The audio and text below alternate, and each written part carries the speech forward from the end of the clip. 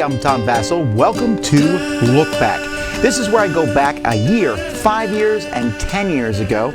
I tell you about the reviews that I did those weeks and what I think about the games now. So here we go, starting with a year ago. So a year ago, I took a look at Death Over the Kingdom, which is this. It's way too complex for what it is. You're all playing a card, and then you're comparing strengths and special powers, and it sounds really cool. Unfortunately, there's more rules than fun in this pretty small game.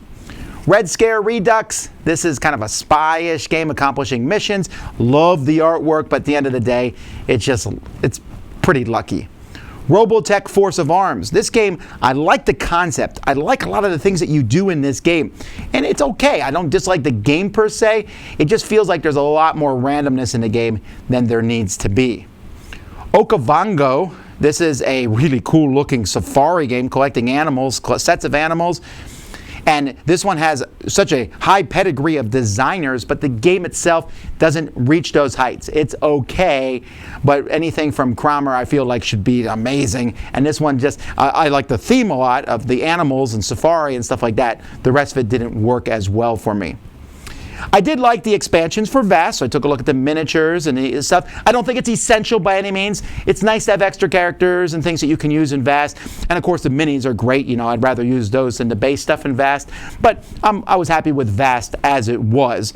I also took a look at Spectre Ops Broken Covenant. Still enjoy this game. This Scotland Yard, this is a sequel standalone that you can mix together. I didn't know that it needed another. I don't know that it was that different from the first one. There's new characters and new stuff, but they could have just thrown those in. And it did have some pretty blatant board errors on it, but I think they had stickers to fix all that stuff. Either way, it's still a fun game.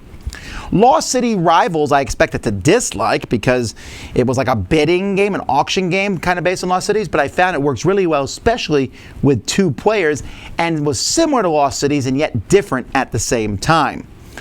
Arcadia Quest Riders. This is an expansion for Arcadia Quest where you have these big beasts that you're going to ride around on. I like that a lot. Glad that that was added to the game. And then we have Gunkumino, which was, or Gunkumono. This was a reprinting of an earlier game called Heartland. Placing tiles, it is so mean. I think this one would even have a higher rating if it wasn't so confusing to look at the tiles. The production was a little more confusing than I would want it to be. But other than that, though, this gameplay is straightforward, it's simple, it's fun, it's vicious, cool. And then The Reckoners. This is based on the book. Amazing production, very hard cooperative game, but I do enjoy it a lot. I've beaten it. It's a lot of fun. It still works really well for me. 5 years ago, I took a look at Pandante. This is a panda bear trick-taking game that has special power. It is so confusing. It's beautiful production, and they came out with the second edition. Great. But poker should not be this complex, and it just simply was way too complex for what the game gave you. Over Under as a party game, I didn't really care for that much because as a group, people are working together to guess what someone else would do. And I'd rather have it be the other way around. It's a small little game. Some people like it. It didn't work for me at all. Island Siege is an okay little card game, moving ships from card to card. It's really fast, so that's its benefit. Other than that, it was a little forgettable. Get a Life.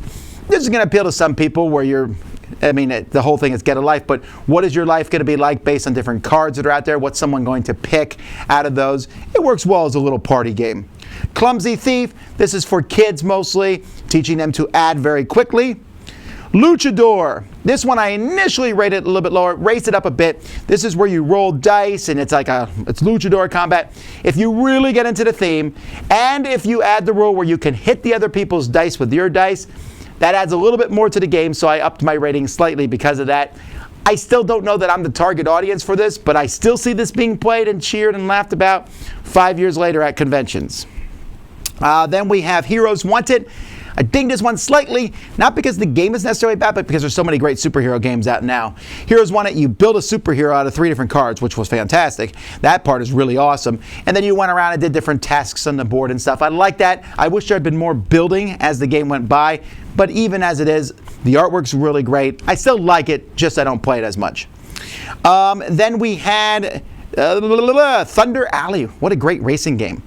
I dinged it just a tiny bit because I don't play it as much these days, but drafting wise, from GMT, this is one of the best racing games on the market. And then Ticket to Ride 10th anniversary, which I guess makes Ticket to Ride 15 years old. Yay! But the 10th anniversary of Ticket to Ride, it's big, it's expensive. It was $100, I guess, when it came out, but it is the definitive version of Ticket to Ride, really nice, and is certainly the one I bring out when I'm teaching people to play. 10 years ago, I took a look at Linwood. Really forgettable, honestly. Don't waste your time. Master of Rules, a trick-taking game with chaos involved. Yeah, that doesn't work really well. Trick-taking is not supposed to be as chaotic. There's some slight chaotic trick-taking games. This one was major chaos. Funny Business. This is a game where you put two words together and make a business name. Okay, it's a one-note thing. It's amusing for a little bit.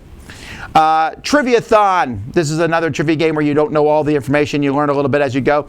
It's okay. In the 10 years, I played better trivia games. Are You the Trader? This is from Looney Labs. It's a simple little game. Some people really dislike this one. I thought it was okay, just trying to figure out real quick. It's like a really fast social deduction game. Are You the Trader? And then Snowtails. 10 years since Snowtails came out. Snowtails, that dog sled racing game. Still works well today. I don't play it as much as I used to, but the concept of trying to steer and have the two different speeds work together is still a pretty neat phenomenon. And they came out with Snowtails 2. It wasn't quite as good, but Snowtails itself still holds up in today's racing market. And if you say, is there a game about dog sled racing? This is the only one I could think of. Anyway, those are the reviews I did 1, 5, and 10 years ago. Until next time, I'm Tom Vasel, and you've been watching Look Back on the Dice Tower.